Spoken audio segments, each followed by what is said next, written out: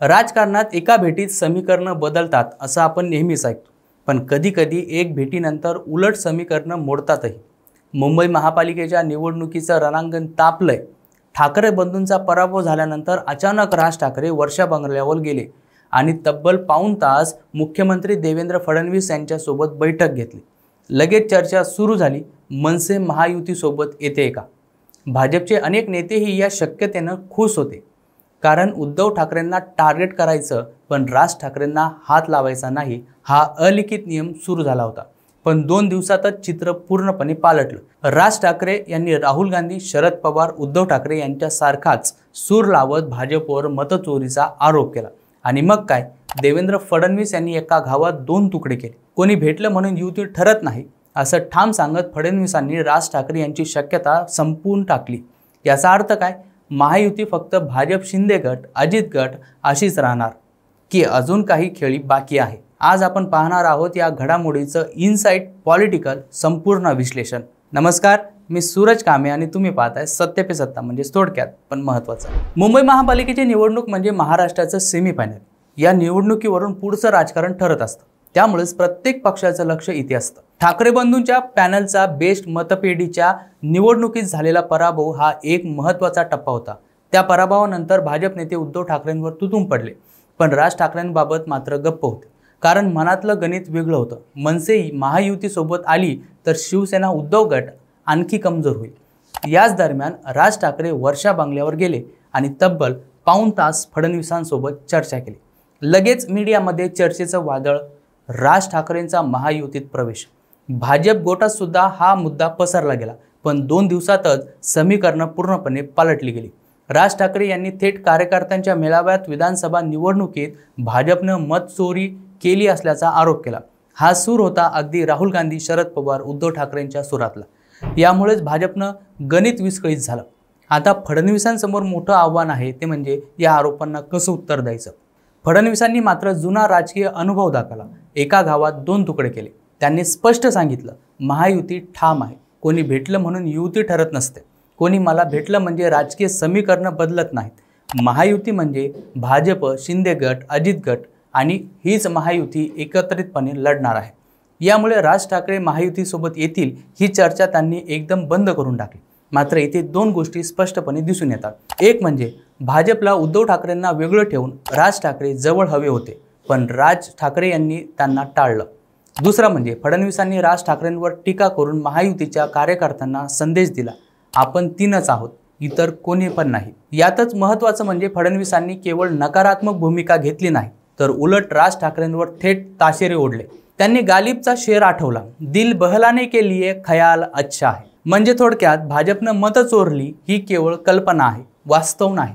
त्यानंतर फडणवीसांनी अजून धारदार विधान केलं. 2014 मध्ये मोदी जिंकले तेव्हा केंद्रात आणि राज्यात काँग्रेसची सत्ता होती. 15 वर्ष ते सत्तेत होते, पण लोकांनी त्यांना नाकारलं. विरोधकांनी आत्मपरीक्षण केलं नाही म्हणून ते हरले. आजही तेच करतात. अभ्यास न करता छाती बडवतात, तोवर ते कधीच जिंकणार नाहीत. हा संदेश फक्त राज ठाकरेंसाठी नव्हता, तर संपूर्ण विरोधकांसाठी होता. राहुल गांधी, शरद पवार, उद्धव ठाकरे हे सगळे एका स्वरात मतचोरी म्हणतात आणि आता राज ठाकरेही त्यात सहभागी झाले. त्यामुळे फडणवीसांनी त्यांना त्या गटात ढकलून दिलं. राजकारणात सर्वात मोठं शस्त्र म्हणजे इमेज बिल्डिंग असतं. फडणवीसांनी दाखवलं, महायुती अभेद्य आहे. राज ठाकरे आपले नाहीत आणि जो आपल्याला विरोध करतो त्याला आम्ही लगेचच वेगळं करतो. ही चाल निवडणुकीच्या दृष्टीने महत्त्वाची, कारण महापालिकेच्या निवडणुकीत भाजप, शिंदे, अजित पवार गटाला, युतीला शिवसेना, उद्धव गट, काँग्रेस आणि मनसे हे सर्व वेगवेगळे विरोधक एकत्र येतील की नाही, हा मोठा प्रश्न आहे.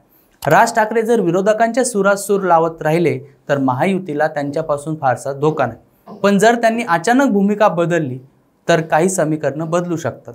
तरीही सध्या फडणवीसांनी स्पष्ट करून टाकलंय, महायुतीमध्ये कोणतेही नवे चेहरे नाहीत.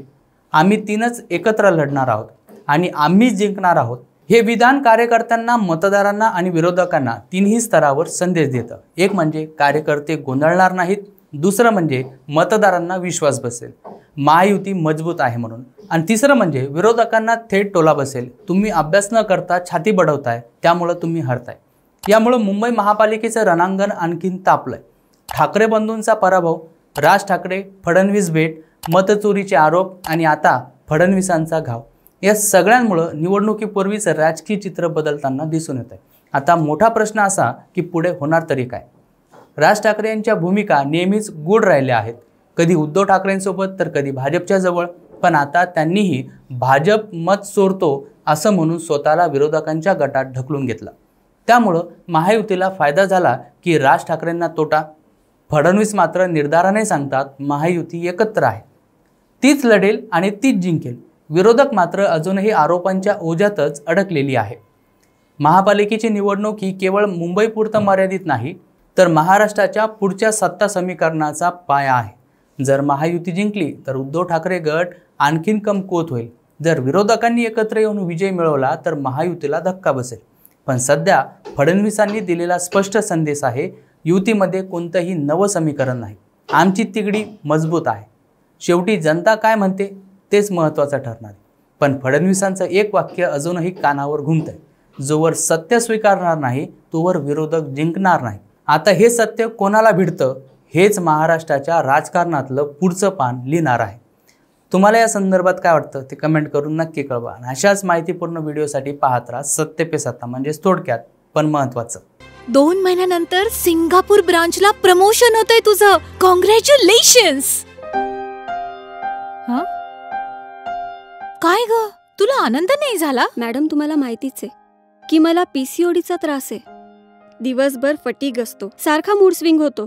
उगाच एवढी जबाबदारी कशाला घ्यायची? अगं, एवढं सिरियस नाहीये ते. त्यावर सोपा उपाय आहे, डॉक्टर चाटेज होमिओपॅथी क्लिनिक. अगं, किती जणींनी तिथे उपचार घेतलेत. महाराष्ट्रात अनेक ठिकाणी त्यांच्या शाखा आहेत.